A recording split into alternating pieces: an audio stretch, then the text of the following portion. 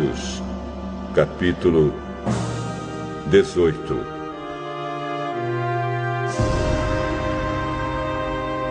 Depois disso, Paulo saiu de Atenas e foi para a cidade de Corinto. Encontrou ali um judeu chamado Áquila, que era da província do Ponto. Fazia pouco tempo que eles tinham chegado da Itália com Priscila, a sua esposa. Eles tinham saído de lá porque o imperador Cláudio havia mandado que todos os judeus fossem embora de Roma.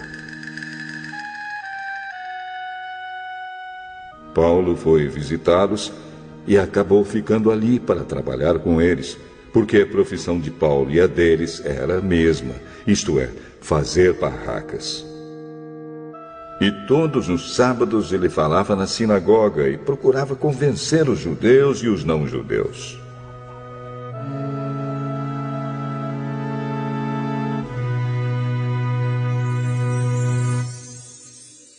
Depois que Silas e Timóteo chegaram da província da Macedônia, Paulo começou a dar todo o seu tempo para anunciar a mensagem.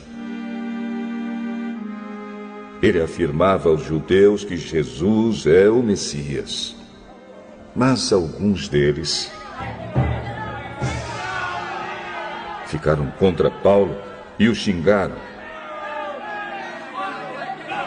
Então, em sinal de protesto, ele sacudiu o pó das suas roupas e disse: se vocês se perderem, os culpados serão vocês mesmos. A responsabilidade não será minha. De agora em diante vou anunciar a mensagem aos não-judeus. Então ele saiu de lá e foi morar na casa de um homem chamado Tício Justo, um não-judeu que adorava a Deus. A casa dele ficava ao lado da sinagoga. Crispo, que era o chefe da sinagoga, também creu no Senhor Jesus, e todas as pessoas da sua casa também creram. Muitas pessoas da cidade de Corinto ouviram a mensagem, creram e foram batizadas. Certa noite, Paulo teve uma visão. E nela o Senhor disse: não tenha medo. Continue falando e não se cale, porque eu estou com você. Ninguém poderá lhe fazer nenhum mal, pois muitas pessoas desta cidade são minhas. E Paulo ficou ali 1 ano e meio ensinando a palavra de Deus àquela gente. Quando Galho se tornou governador da província da Acaia, os judeus se juntaram contra Paulo. Eles o agarraram, o levaram ao tribunal e disseram ao governador: este homem está querendo convencer o povo a adorar a Deus de um modo que é contra a nossa lei.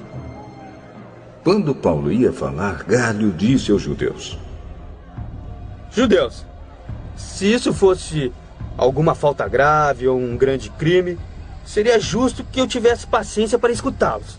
Mas como é só uma questão de palavras, de nomes e da própria lei de vocês, resolvam vocês mesmos. Eu não vou ser juiz nesses assuntos. Em seguida, os expulsou do tribunal.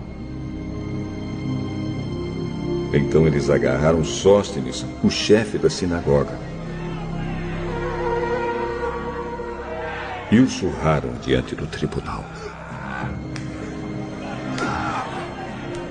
Porém, Galho não se importou com isso. Paulo ficou muitos dias com os cristãos em Corinto. Depois se despediu deles e embarcou num navio para a província da Síria, junto com Priscila e o seu marido Áquila. Antes de embarcar em Cencreia, ele rapou a cabeça como sinal de que havia cumprido uma promessa que tinha feito a Deus. Eles chegaram à cidade de Éfeso e Priscila e Áquila ficaram ali. Paulo entrou na sinagoga e falou com os judeus. Então lhe pediram que ficasse com eles mais tempo. Porém, ele não quis. E quando foi embora, disse: eu voltarei, se Deus quiser.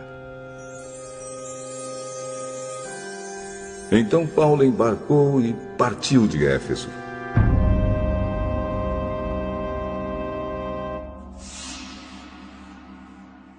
Quando desembarcou em Cesareia,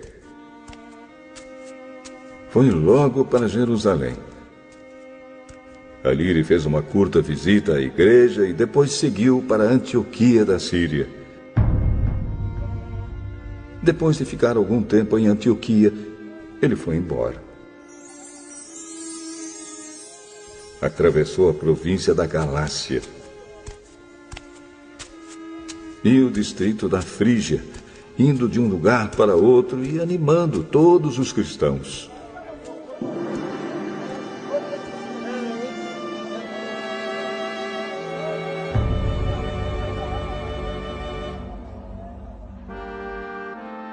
Um judeu chamado Apolo, nascido na cidade de Alexandria, havia chegado a Éfeso. Ele falava muito bem e tinha um conhecimento profundo das Escrituras Sagradas. Era também instruído no caminho do Senhor, falava com grande entusiasmo e o seu ensinamento a respeito de Jesus era correto. Porém, conhecia somente o batismo de João. Ele começou a falar com coragem na sinagoga. Priscila e o seu marido Áquila o ouviram falar. Então o levaram para a casa deles e lhe explicaram melhor o caminho de Deus. Quando Apolo resolveu ir para a província da Acaia, os cristãos de Éfeso o animaram e escreveram cartas para os irmãos de lá, pedindo que o recebessem bem. Chegando lá, ele ajudou muito aqueles que, pela graça de Deus, haviam crido. Pois Apolo, com argumentos fortes, derrotava os judeus nas discussões públicas, provando pelas Escrituras Sagradas que Jesus é o Messias.